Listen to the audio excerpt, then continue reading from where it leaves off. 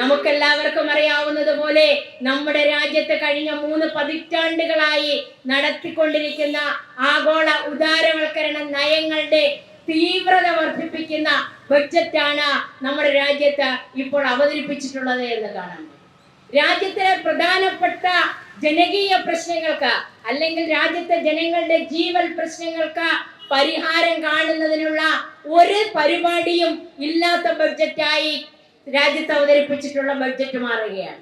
നമ്മുടെ രാജ്യത്തെ ജനങ്ങളുടെ, ഞാൻ നേരത്തെ സൂചിപ്പിച്ചതുപോലെ, പട്ടിണിയുടെ കാര്യം, അതുപോലെ തന്നെ ആരോഗ്യ മേഖലയിലെ കാര്യം, അതിലെല്ലാം ഉപരിയായി കഴിഞ്ഞ 50 വർഷത്തിനിടയിലെ ഏറ്റവും വലിയ തൊഴിലില്ലായ്മ നിരക്കിലേക്ക് ഇന്ത്യ മഹാരാജ്യം മാറുമ്പോൾ ആ തൊഴിലില്ലായ്മ പരിഹരിക്കുന്നതിനുള്ള ഒരു നിർദ്ദേശങ്ങളും ഒരു പദ്ധതികളും ഇല്ലാത്ത ബഡ്ജറ്റായി ഇന്ത്യ മഹാരാജ്യത്തിന്റെ ബഡ്ജറ്റ് മാറുന്നു എന്നുള്ളതാണ്. കോവിഡിലായാലും ഇപ്പോഴുള്ള വയനാടൻ ദുരന്തത്തിലായാലും അടക്കം നിൽക്കുന്ന നമ്മുടെ കേരള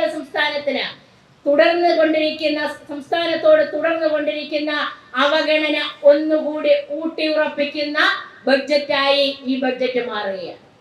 നമുക്കറിയാം, കഴിഞ്ഞ 10 വർഷക്കാലമായി രാജ്യം ഭരിക്കുന്ന ഗവൺമെന്റ് നമ്മുടെ സംസ്ഥാനത്തോട് എടുക്കുന്ന നിലപാടുകൾ, ആ നിലപാടുകൾ സംസ്ഥാനത്തിന് അർഹതപ്പെട്ട നികുതി വിഹിതം നൽകുന്നില്ല എന്ന് മാത്രമല്ല, സംസ്ഥാനത്തിന് കടമെടുക്കുവാൻ അർഹതയുള്ള കടമെടുപ്പ് പരിധി പോലും കുറച്ചുകൊണ്ട് നമ്മുടെ സംസ്ഥാനത്തെ എങ്ങനെ സാമ്പത്തിക ഉപരോധം ഏർപ്പെടുത്തിക്കൊണ്ട് സംസ്ഥാനത്ത് നടപ്പിലാക്കുന്ന വികസന ക്ഷേമ പ്രവർത്തനങ്ങൾക്ക് എങ്ങനെ തടയിടാം എന്നുള്ളത് കൃത്യമായി ആലോചിച്ചുകൊണ്ട് നടപടിയെടുക്കുന്ന തരത്തിലേക്ക് ഈ ബഡ്ജറ്റ് മാറുന്നു എന്നുള്ളതാണ് നമുക്ക് കാണാൻ കഴിയും. ദക്ഷിണേന്ത്യൻ സംസ്ഥാനങ്ങളെ പൊതുവിൽ അവഗണിച്ചു എന്ന് പറയുമ്പോൾ പോലും കേരള സംസ്ഥാനത്തിന് ഒരു പദ്ധതി പോലും ഇല്ല എന്നുള്ളതാണ് വാസ്തവം.